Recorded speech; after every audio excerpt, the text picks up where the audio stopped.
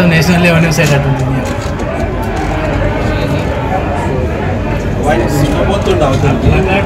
Hello hello hello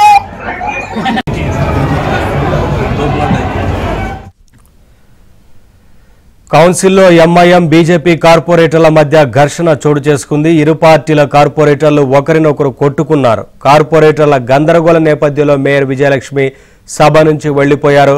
తమ కార్పొరేటర్లపై దాడి చేసిన ఎంఐఎం కార్పొరేటర్లు క్షమాపణ చెప్పాలని బీజేపీ డిమాండ్ చేస్తోంది. పోడియం ముందు కూర్చొని నిరసన చేస్తున్నారు.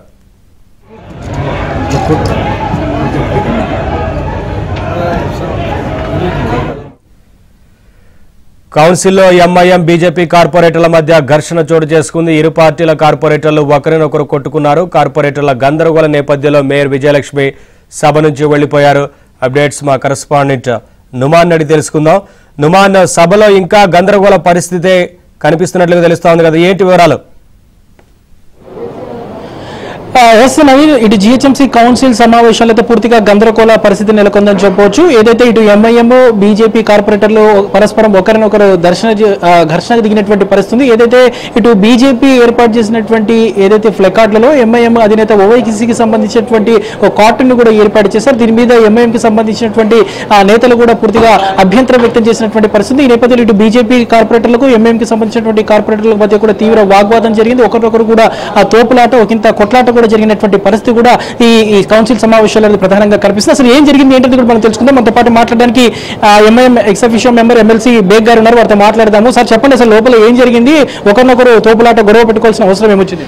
లేదు, పొద్దుగాల సంధి ఎంఐఎం డిమాండ్ ఒక్కటే ఉన్నది.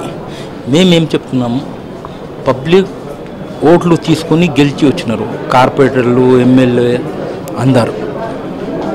ఇప్పుడు వర్షాకాలం ఉన్నది. వర్షాకాలంలో జిహెచ్ఎంసీలా చాలా ఇష్యూలు ఉన్నది. దాని ఇష్యూ మీద మాట్లాడాలి. ఇక్కడ పొలిటికల్ చేస్తున్నారు.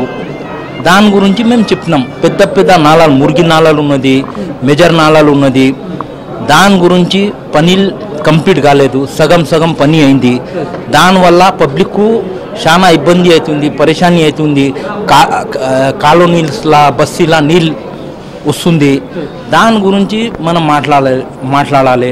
ముఖ్యం ఇష్యూ, ఇప్పుడైనా వానలు పడితే వర్షం వస్తే ట్రాఫిక్ ఇష్యూ ఉన్నది. దాని మీద మీరు మాట్లాడాలి చెప్తే అందరు ఆయన ఒకటి పార్టీ ఈయన ఒకటి అంతా పొలిటికల్ చేస్తున్నారు వాళ్ళు. ఫ్లెకార్డ్లో కూడా ఏదైతే ఒక కార్టూన్ కూడా ఏర్పడి అది దాని గురించి మేము చెప్తాం. ఇది ఒక మంచి జగ ఉన్నది. ఇక్కడ పబ్లిక్ సమస్యలకు మనం హల్ చేయాలి. ఇక్కడ పొలిటికల్ చేయొద్దు చెప్పి మేము చెప్తున్నాం. పొలిటికల్ చేసినకు వేరే జగ ఉన్నది, అక్కడ చేద్దాం పొలిటికల్. ఇక్కడ పబ్లిక్ ఓట్లు తీసుకున్నారు, పబ్లిక్ ఇష్యూ మీద మాట్లాడు చెప్తున్నాం. మేము ఇక్కడ పొలిటికల్ చేయొద్దు చెప్తున్నాం. ఏదైతే ఇది రాజకీయ వేదిక కాదు కాబట్టి సో ఇక్కడ ఫ్లెకార్డులను చూపించడము ఇదంతా గొడవ చేయవలసినటువంటి అవసరం ఏముందని కూడా ఇక్కడ ఉన్నటువంటి అంటే ఎంఐఎం వాళ్ళ అభ్యంతరం. సో ఈ నేపథ్యంలో ఇటు బీజేపీకి సంబంధించినటువంటి ఎంపీ మల్కాజ్గిరి ఎంపీ కూడా దీని మీద మాట్లాడుతున్నారు. ఈటెల రాజేందర్. ప్రస్తుతం మనం ఏబిఎన్ స్క్రీన్లో కూడా చూస్తున్నాము. ఈటెల రాజేందర్ గారు కూడా ప్రస్తుతం అయితే మాట్లాడుతున్నటువంటి ఆ పరిస్థితి కూడా మనకు కనిపిస్తుంది. సో ఒకంత ఏదైతే ఇటు అంత గందరగోళ పరిస్థితి కూడా నెలకొన్నటువంటి సిచ్యువేషన్ కూడా మనకు కనిపిస్తుంది. సో ప్రస్తుతం మనం చూడొచ్చు. ఏదైతే బీజేపీ కార్పొరేటర్ కూడా ఉన్నారు, పవన్ గారు ఉన్నారు. సార్ చెప్పండి, ఏదైతే మీ బీజేపీ కార్పొరేటర్ల మీద కూడా లోపల ఎంఐఎం వారు ఒకంత దాడికి దిగినటువంటి పరిస్థితి, సో ఏంటి అసలు అభ్యంతరం ఏం చెప్తున్నారు? మేము బీఆర్ఎస్, కాంగ్రెస్, ఎంఐఎం మూడు పార్టీలు కూడా ఒకటే. ఈ హైదరాబాద్ని దోచుకొని తింటున్నాయని చెప్పి ఈరోజు వాళ్ళ వల్ల మొత్తం హైదరాబాదుని మొత్తం ఎన్నో సమస్యలు ఏర్పడ్డాయని చెప్పేసి మేము ఒక ప్లే కార్డ్ పట్టుకొని మేము నిలబడము.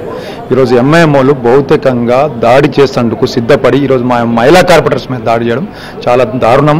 అందుకే మేము అడ్డుకోవడం జరిగింది. ఇన్ని రోజులేమో బీఆర్ఎస్ పెంచిపోషిస్తుంది ఎంఐఎంని, ఇప్పుడు కాంగ్రెస్ పెంచిపోషిస్తుంది ఎంఐఎంని. దాన్ని మేము చేసినాం. మేము సమస్యలపై పోరాడుతున్నాం. ఉన్న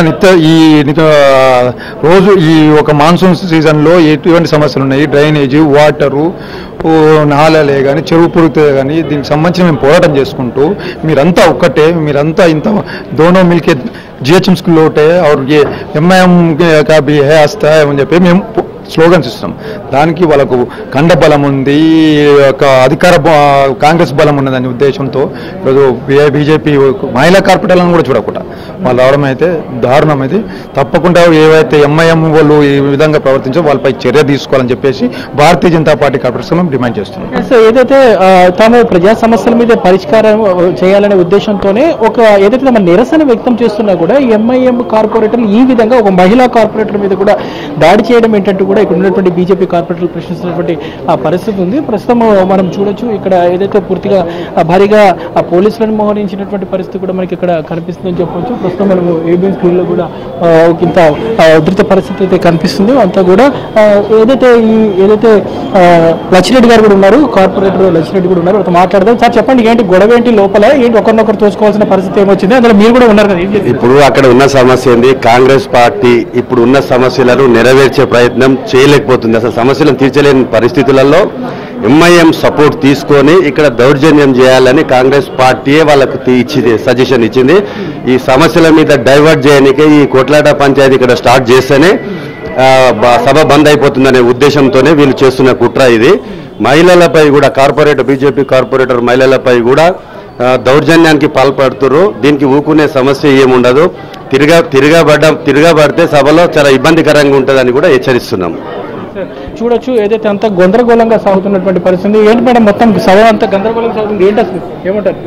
ఏం గందరగోళం ఏం లేదు. వాళ్ళకి ప్రజల గురించి వాళ్ళకి అది ప్రజా సమస్య గురించి మాట్లాడేది లేదు. బీజేపీ బీఆర్ఎస్ అంతా ఎప్పుడు చూసినా పోడియం దగ్గరకు 5 నిమిషాలకు ఒకసారి రావడం, దానివల్ల సభ కొనసాగుతుందా ఏంటి పరిస్థితి? సభ కంక్లూడ్ చెప్పేసింది, ఇంకా కొనసాగేది ఏం లేదు. సభ మాత్రము కంక్లూడ్ చేసేసాం, కొనసాగే పరిస్థితి లేదంటూ కూడా GHMC deputy mayor Mothe Srilatha Shobhan Reddy గారు ప్రస్తుతం అయితే ప్రకటించారు.